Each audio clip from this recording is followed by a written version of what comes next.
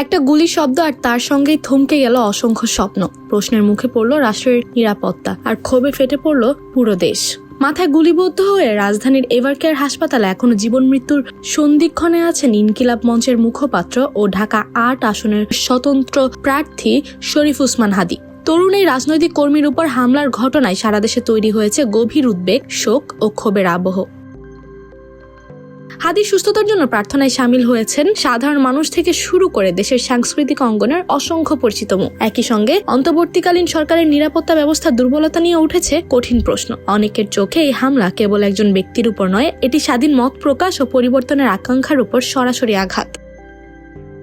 জুলাই গণ অভ্যুত্থানে সক্রিয় ভূমিকা রাখা শোবিজ তারকারা সামাজিক যোগাযোগ মাধ্যমে একের পর এক পোস্ট দিয়ে হাদির পাশে দাঁড়াচ্ছেন। ছোট পর্দার জনপ্রিয় অভিনেত্রী রুকায়া জাহান চমক 12 ডিসেম্বর রাতে দেয়া এক ফেসবুক পোস্টে লেখেন, হাদি হয়তো ফিরবে আরো জোরালো গর্জনে, আর যদি না ফেরে তার নামটাই হয়ে যাবে নতুন প্রজন্মের যুদ্ধ ঘোষণা। এই একটি বাক্য যেন আগুনের মতো ছড়িয়ে পড়ে সামাজিক মাধ্যমে।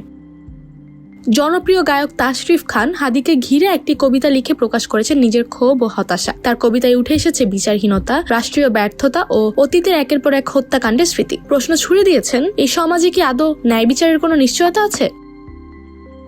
অভিনেত্রী আজমিরি হক বাঁধন হাদির একটি ছবি শেয়ার করে লিখেছেন, একজন তরুণ যে নিজের দেশকে ভালোবাসতো তার জবাব দেওয়া হয়েছে গুলিতে, সংলাপে নয়। তিনি জানান, এই ঘটনায় তিনি মানসিকভাবে ভেঙে পড়েছেন। হাদির সুস্থতার পাশাপাশি তার পরিবারের জন্য শান্তি কামনা করেন বাঁধন। তার ভাষায়, এটি কোনো বিচ্ছিন্ন ঘটনা নয়, বরং ক্ষমতাকে প্রশ্ন করার পরিণতিরই প্রতিফলন। এদিকে উসমান হাদির উপর হামলার ঘটনায় সামাজিক যোগাযোগ মাধ্যমে উল্লাস প্রকাশ করা মারিয়া নামের এক মডেলের পোস্টকে ঘিরে বিতর্ক তৈরি হয়েছে। বিষয়টি নিয়ে ক্ষোভ প্রকাশ করেছেন কন্টেন্ট ক্রিয়েটর সালমান মুক্তাদির। তিনি বলেন, মতাদর্শ ভিন্ন হতে পারে, কিন্তু প্রকাশ্যে একটি হত্যা চেষ্টাকে উদযাপন করা কোনোভাবেই গ্রহণযোগ্য নয়। এই ঘটনার প্রতিবাদে গায়ক আসিফ আকবর, অভিনেত্রী ইমু শিকদার, আরজে নীরব সহ আরো অনেক শিল্পী ও সাংস্কৃতিক ব্যক্তিত্ব হামলাকারীদের দ্রুত গ্রেফতার ও দৃষ্টান্তমূলক শাস্তির দাবি জানিয়েছেন।